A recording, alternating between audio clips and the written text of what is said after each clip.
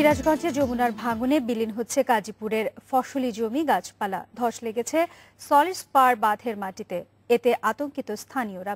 একই অবস্থা কুষ্টিয়ার গড়াই নদে বিলীন শেখ রাসেল সেতুর প্রতিরক্ষা বাঁধের বেশ কিছু অংশ।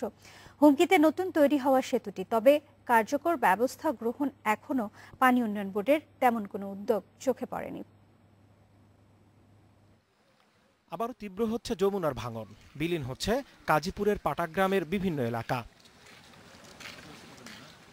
স্থানীয়রা জানান, নদীর পূর্ব পাশে চর জেগে ওঠায় স্রোত বইছে পশ্চিম পাড় ঘেঁষে। এতে হুমকির মুখে ভাঙন রক্ষাকারী সিংড়াবাড়ি ২ নং সলিড স্পার বাঁধ। এরই মধ্যে বাঁধের নিচের মাটিতে ধস দেখা দিয়েছে। এতে আতঙ্কিত বাঁধের অভ্যন্তরের পাটাগ্রাম, পূর্ব খুকশিয়া সহ বেশ কয়েকটি গ্রামের মানুষ।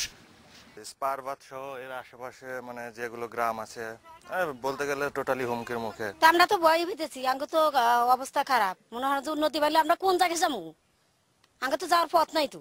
এদিকে কুষ্টিয়ার হরিপুরে গড়াই নদের স্রোতের তোড়ে বিলীন শেখ রাসেল সেতুর সংরক্ষণ বাঁধের প্রায় ৩০ মিটার। এর ফলে নির্মাণের ১ বছরের মাথায় ঝুঁকিতে পড়েছে ৫ কোটি টাকার সেতুটি। দ্রুত প্রতিরোধ ব্যবস্থা না নিলে ভাঙনের কবলে পড়তে পারে আশপাশের লোকালয়। ভাঙন যেভাবে শুরু হয়েছে তাতে তো আপনার ব্রিজে ঝুঁকির সম্মুখে এবং বাড়িঘর দূর তো আমার থাকবে না। আমরা পানি উন্নয়ন বোর্ডের শরণাপন্ন হয়েছে। ওনারা এখন বলছেন গা এড়ানো কথা, দায় এড়ানো কথা। তবে পানি উন্নয়ন বোর্ডের কর্মকর্তারা বিষয়টিকে দেখছেন স্বাভাবিকভাবেই।